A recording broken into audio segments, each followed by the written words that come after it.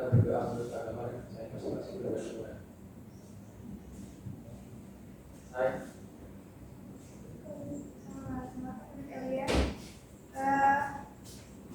Ibu cek kehadiran dulu ya. Ada tidak masuk? Ada Ibu.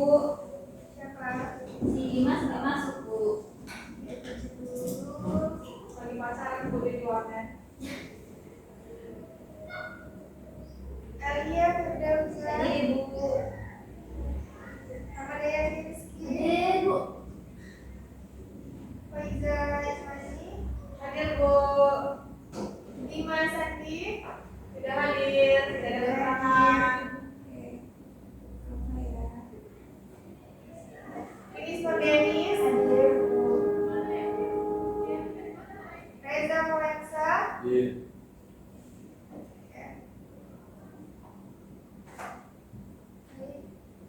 Sebelum kita mulai pelajaran hari ini, masih ingat nggak minggu lalu kita bahas materi apa? Jika ingin mengapresiasikan, silakan. Sebelum kita masuk materi baru, Saya Bu, silakan Reza.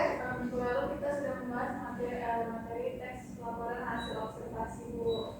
Yang mana teks laporan hasil observasi adalah sebuah teks yang berisikan mengenai laporan dari hasil pengamatan yang sang menulis. Hingga ya, jadi laporan observasi itu adalah suatu observasi pengamatan langsung di lapangan berdasarkan fakta dan data yang objektif ya. Jadi pada hari ini kita akan pembelajaran kita, tujuan pembelajaran kita pada siang ini adalah untuk mengetahui hasil interpretasi pada pengarang. Jadi nanti setelah ibu menjelaskan tentang materi ini, ibu akan membagi kalian menjadi dua kelompok dan kalian akan diberikan tugas ya. Ya Bu. Dan selesaikan hari ini juga. Baik Ibu. Ada yang tahu nggak interpretasi itu artinya apa? Silakan kalian tahu. Interpretasi itu memberikan sebuah pendapat atau gagasan bukan Bu? Iya, benar. Ada lagi. Ya Bu, saya.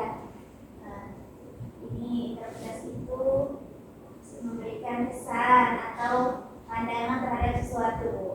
Ya benar sekali ya. Jadi interpretasi itu adalah menyajikan sebuah pandangan yang mengulik sebuah pesan yang terkandung di dalam sebuah karya sastra.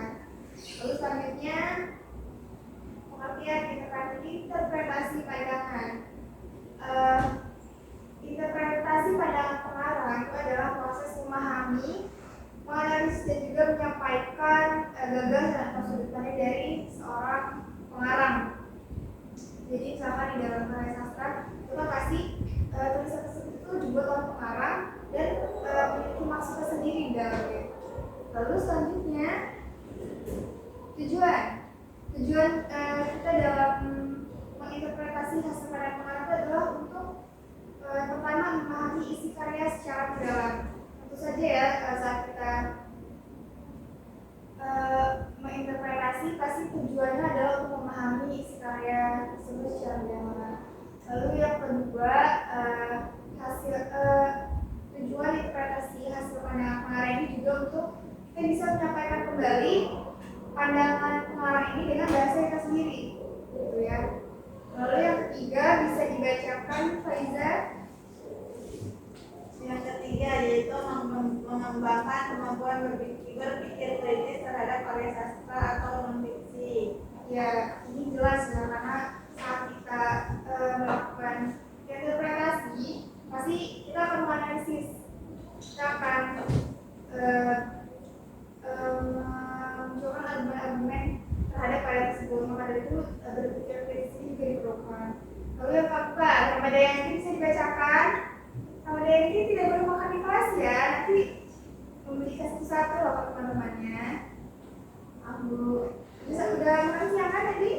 Belum. Udah tadi kamu makan somai. Oh gitu, ya nanti selesai kelas makan ya. Oke, silakan yang nomor 3, Ramadhan 4 Bu. Oh iya, maaf, empat. Yang keempat, menghargai pesan moral, sosial, atau budaya yang terkandung dalam karya tersebut. Ya, menghargai pesan moral, sosial, atau budaya yang terkandung dalam karya tersebut. Ada yang paham maksudnya? Seperti apa? Dalam menginterpretasi hasil pandangan pengarang? Ibu, Ya, silakan Elia. jadi dalam menghargai dalam interpretasi pandangan pengarang itu kita harus menghargai pesan moralnya Ibu, baik pesan moral, sosial, atau budaya yang terkandung dalam karya tersebut. Dan kita tidak boleh mencela atau menghakimi interpretasi tersebut Ibu. Ya, benar sekali. Jadi dalam interpretasi hasil pandangan itu kan kita mengetahui apa pesan moral dalamnya, dan kita perlu menghargai pesan moral yang terkandung di dalam karya yang akan kita interpretasi.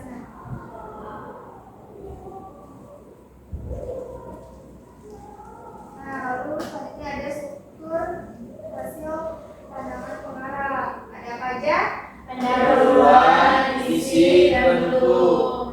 Adik tahu nggak dalam pendahuluan ini isinya apa aja? Diki, dibagi lagi. Kebetulan ada Diki. Makanya tadi tuh makanya banyak. Gengsi-gengsi sama cowok makanya dikit. Oh, bikin ya. Udah apa-apa. Traktir kelompok, traktir sekelas. Iya ya, tapi kalau makan lagi setelah ke kelas loh. Oke, apa aja tadi strukturnya ada? Pendahuluan, isi, bentuk. Nah, dalam pendahuluan ini ada yang tahu nggak isinya? Dalam interpretasi itu apa aja?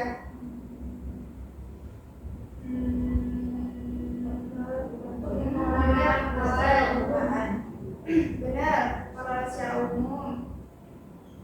Lagi?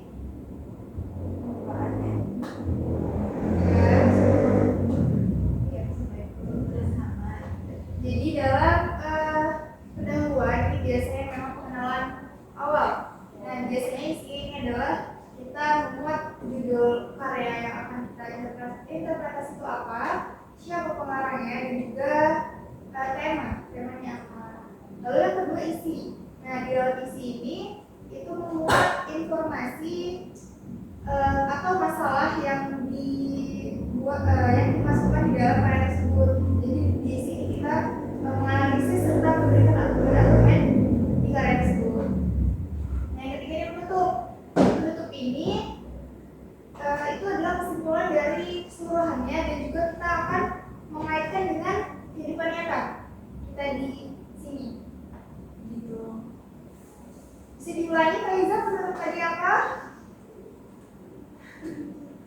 Penutup itu isinya tentang kesimpulan dari itu, dari isi dan penutup. Ya, kesimpulan dari keseluruhannya ya, dan mengaitkan dengan kondisi sosial yang saat itu terjadi sebenarnya. Paham belum strukturnya? Paham Bu, paham Ibu. Lalu selanjutnya, nah sekarang nih kita baru bisa setelah kita mengetahui struktur, kita baru bisa membuat dengan melihat langkah-langkah menyajikan hasil interpretasi. Kalian bisa tolong dibacakan? Langkah-langkahnya yang pertama yaitu membaca dan memahami teks, 2. Menganalisis isi teks, 3. Menginterpretasi pesan, 4. Menyusun hasil interpretasi, dan yang terakhir menyajikan interpretasinya. Ya. Dalam saat kita ingin menyajikan hasil interpretasi, pasti kita yang pertama harus membaca dan memahami isi teks dulu ya, pasti. Yang kedua, menganalisis isi teks. Nah, dalam menganalisis ini kita menggali informasi yang terdapat dalam teks tersebut. Yang ketiga, menginterpretasikan pesan. Setelah informasi tadi kita dapatkan, kita lalu bisa menginterpretasikan pesan yang terkandung dalam informasi tersebut. Yang keempat, setelah kita menginterpretasikan, baru kita bisa menyusun hasil interpretasi. Menyusun ini yang sudah kita pelajari pada materi sebelumnya itu struktur. Jadi kita menyusunnya dari bagaimana pendahuluannya, bagaimana isinya, dan juga bagaimana penutup. Dulu yang seharusnya menyajikan interpretasi ini, kalian bisa menyajikan interpretasi yang sudah kalian buat, bisa dalam bentuk esai, laporan, atau juga bisa presentasi di depan kelas juga bisa. Gitu. Bisa diulangi apa saja kalau menyajikan hasil interpretasi? Membaca dan memahami teks, menganalisis isi teks, menginterpretasikan pesan, menyusun hasil interpretasi, dan menyajikan interpretasi. Ya, sudah paham atau masih bingung? Sudah. Paham, Ibu. Oke, kalau sudah paham, tadi Ibu bilang akan bagi kelompok ya? Ya, Bu. Ibu akan bagi menjadi 2 kelompok. Bisa tolong dihapus yang hari ini siapa? Vicky, Bu. Ya, Vicky bisa tolong ya.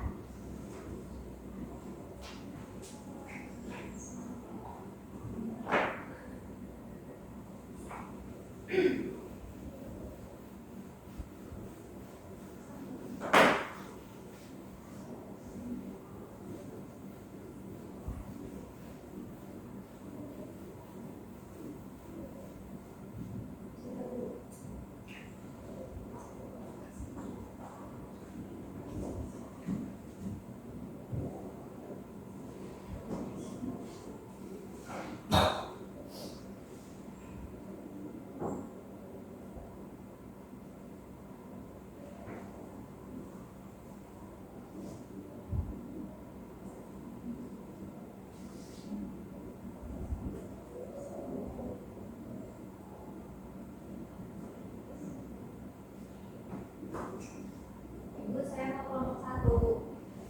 Kelompok 1. Iya, saya mau kelompok 1. Jadi ini bertiga kelompok 1 gitu ya. Iya, Bu. Ini request. Basket kelompok. Boleh mas, kesempatan. Semuanya harus menang. Circle potong kayu dan circle. Circle.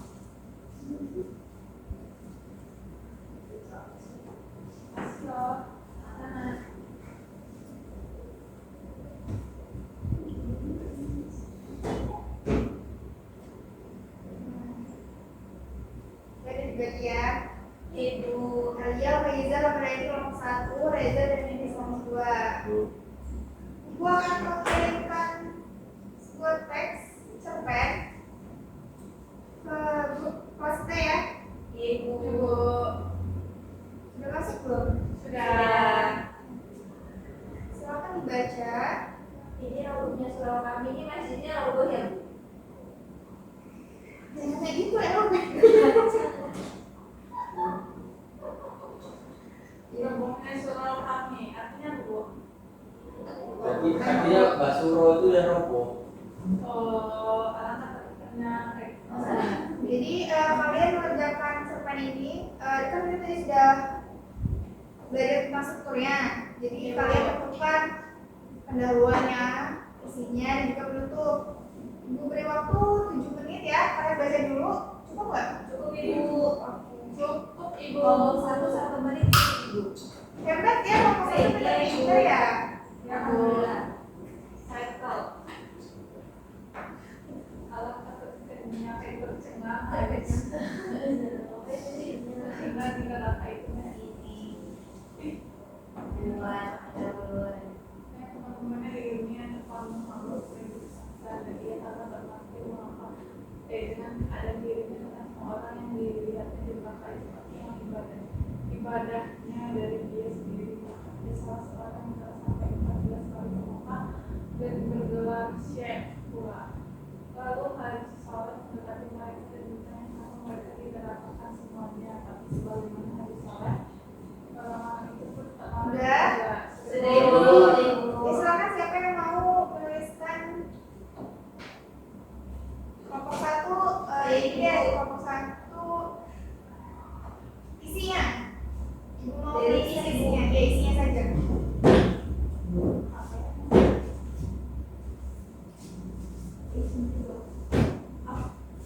Bu, bikin makan, Bu. Mulai Niki, nanti Niki belikan teman-temannya. Yes. Ya, coki-coki juga ya. mau des.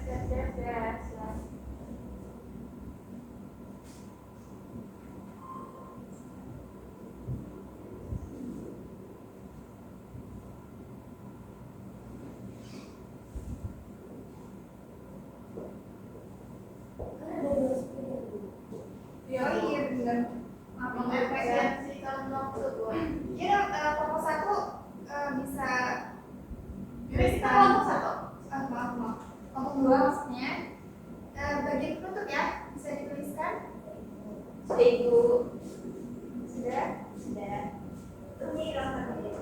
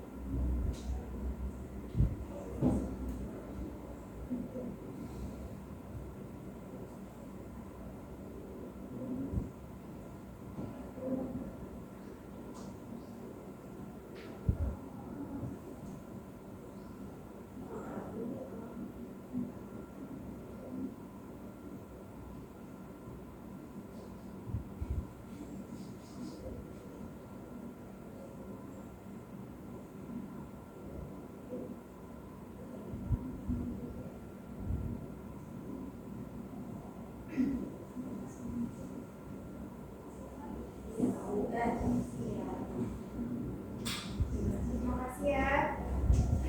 Oke, baik.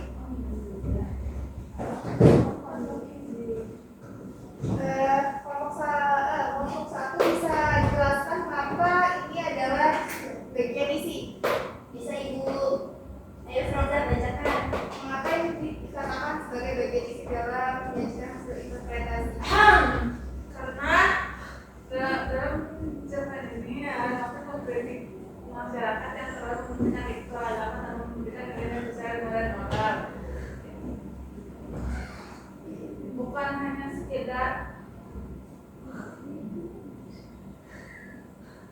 Ya, bisa enggak? Ayo silakan. Bu, saya silakan. Kemudian ini kita jangan canda loh di bagian isi ya Bu. Iya, Nah, bagian dalam isi. cerpen ini Anakris mengkritik masyarakat yang terlalu mementingkan ritual agama tanpa memperdulikan nilai-nilai sosial dan moral. Penjaga surau digambarkan sebagai sosok yang rajin beribadah tetapi tidak berkontribusi secara sosial. Pandangan ini mengajarkan bahwa agama harus mencakup tindakan nyata untuk kebaikan bersama, bukan hanya sekedar ibadah pribadi. Mengapa ini dikatakan sebagai isi? Karena di dalamnya terdapat masalah dan juga dalam isi ini menganalisis dan juga memberikan argumen terhadap cerpen tersebut. Lalu yang kelompok 2 tentang bentuk bisa dijelaskan. Kelompok 2, silakan Reza atau Ninis. Reza Bu, dia main kamera. Terus, Reza Bu. Yang kedua itu pesan dari cerpen ini sangat relevan dengan kehidupan sekarang. Banyak orang masih memisahkan antara kehidupan beragama dan tanggung jawab sosial. Dengan membaca karya ini kita diajak untuk merenungkan bahwa beragama sejati adalah pengalaman. Iya benar ya. Mengapa bagian ini lebih menuntut? Karena ini relevan dengan kehidupan kita saat ini ya. Masih banyak orang yang memisahkan antara kehidupan agama dengan tanggung jawab sosial. Saja ya pada kita pembelajaran kita pada hari ini. Adakah yang masih bingung atau sudah cukup? Sudah berapa semua? Cukup? Cukup Ibu. Perlu Ibu kasih tugas lagi? Nggak mau Ibu. Udah pasti cukup ya? Iya. Ya baik, sudah cukup. Jadi kita selesai pada hari ini. Ada yang ingin refleksikan pembelajaran kita pada siang ini? Silakan. Saya Ibu. Silakan Elia. Jadi interpretasi pandangan tokoh itu merupakan suatu pandangan pengarah. Pandangan pengarah Ibu, bukan pandangan tokoh. Jadi interpretasi pandangan pengarah itu merupakan proses memahami dan menyampaikan ide, gagasan atau sudut pandang yang disampaikan oleh pengarang dalam suatu karyanya Ibu. Iya benar. Jadi interpretasi pandangan pengarang adalah proses memahami, menganalisis dan juga menyampaikan sudut pandang yang disampaikan oleh pengarang dalam sebuah karya. Berasa cukup ya? Cukup, Paham Ibu. semua kan? Paham. Jadi Ibu cukupkan untuk kita hari ini. Kelas bisa tolong siapkan. Baik, sebelum kita lanjut dan belajar pada hari ini,